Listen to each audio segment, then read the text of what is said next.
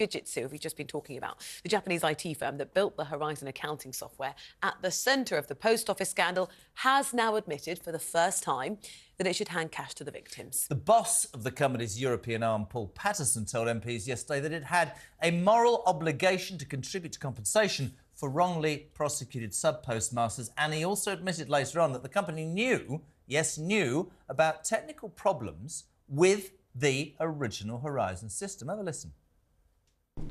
In any large IT project, there will always be some bugs and errors in any system, particularly of this scale. The important thing is, what do we do with that information? Do we take that information and share it with the post office? Yes, we did. How the post office then chose to use that information in their prosecutions is entirely on the post office's side. We've also been hearing from the current boss of the post office, who was accused of evasiveness and arrogance by one MP. Here's some of Nick Reed's testimony yesterday. My job is not to go back and investigate what happened in the organisation pre-2015, pre-2010.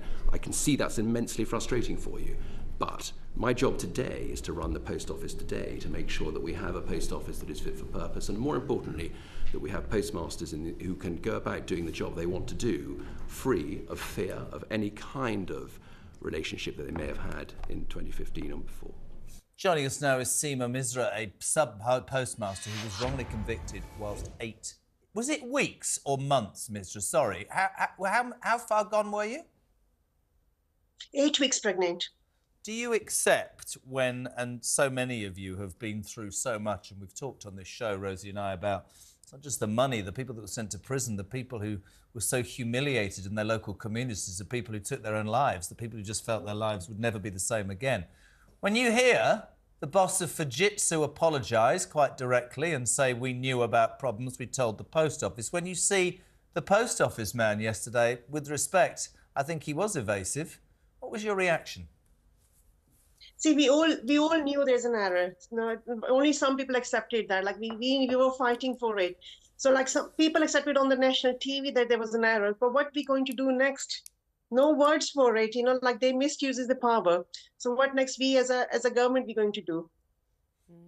What was your experience of trying to use Horizon? And when you spoke to executives at Horizon and Fujitsu to try and get answers, do you now feel, I mean, hugely frustrated that they're admitting they knew things were wrong? Yeah, true. Like that, we've been told system is fine. You're the only one having any issues. But from there to thousands of stuff now, and still fighting is going on. That for me, Seema, is one of the most dreadful things. Is that you were told you were the only one, and there were upwards of 700 people going through the same horror. Now, obviously, you're further down the line, but just to put this into context for people who say, why are we still doing this? Because this is one of them. I think it's a national disgrace. Just explain your story, and it led to you being jailed, wrongly jailed, whilst pregnant. Yeah, I took over the post office in 2005. I had issues from the day one. Then in 2008, January, I was suspended due to the shortfall. And in December, they summoned me to court. In 2010, on 11th of November 2010, on my eldest son's 10th birthday, and being 8 weeks pregnant, I was sent to imprisonment for 15 months. Because I denied, I pleaded not guilty for theft charges. You went to prison for 15 months. How long did you serve? 4 months. 4 months behind the bar and then 4 months on the tag. So I gave birth with a tag on. Fujitsu have said it's their moral duty to compensate postmasters. Do you feel, from what they've said yesterday, the apology and saying, look, it's our moral duty, that finally some sort of justice is going to be served? Or do you think, this is just far, far too little too late? You've admitted that at the time you misled us. It's good that they accepted it, but what next? What step they're going to do it? They said they're going to put some money toward the compensation and all that, and I would say that money should come directly to the victims, not to the post office at all. But that's the thing, like, what's next now? Can I ask you, this is, I'd probably, forgive me if it sounds wrong, is it for all of you about the money, or is it finally, having been persecuted, prosecuted, lied to, jeered at, treated so appallingly, your story is dreadful, Is it that the world is actually finally listening, and the world now knows that the post office are liars, and the world now knows that you are all innocent? I'm not saying the money won't be helpful, useful. Nothing's going to take from your memory and your mind what happened when that door shut. But the fact that this drama on ITV has created this, that must be really, really powerful, personally. It is definitely, it's difficult to forget, like, like happy time we should have with the family. Post office ruined them. So it's need the accountability. We need the people who were responsible, like in Royal Mail, post office, Fujitsu government, who each and every person who was responsible for the scandal, we need to put them behind the bar and confiscated their property and like get rid of their bonuses. Instead of awarding them and giving them money and new contract, we needed proper justice. So where should be a better place to live? Seema, has anyone said sorry to you? No.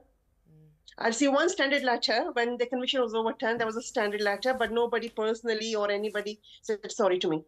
How do you now, today, I was thinking this as Rosie was asking that question, how do you live with the fact that you were imprisoned whilst pregnant for something you didn't do?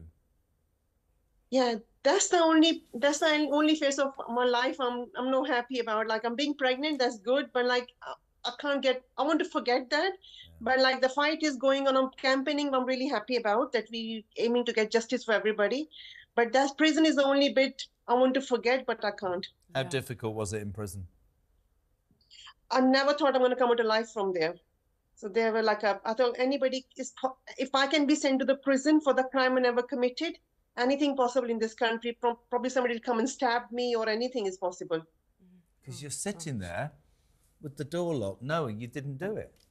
No, I'm with you. I think that every single person implicated needs to go to jail. And I think it is about money, but they need criminal convictions. I mean, what was it the other day? Paula Venables gave back a CB, but she got £3 million worth of bonuses.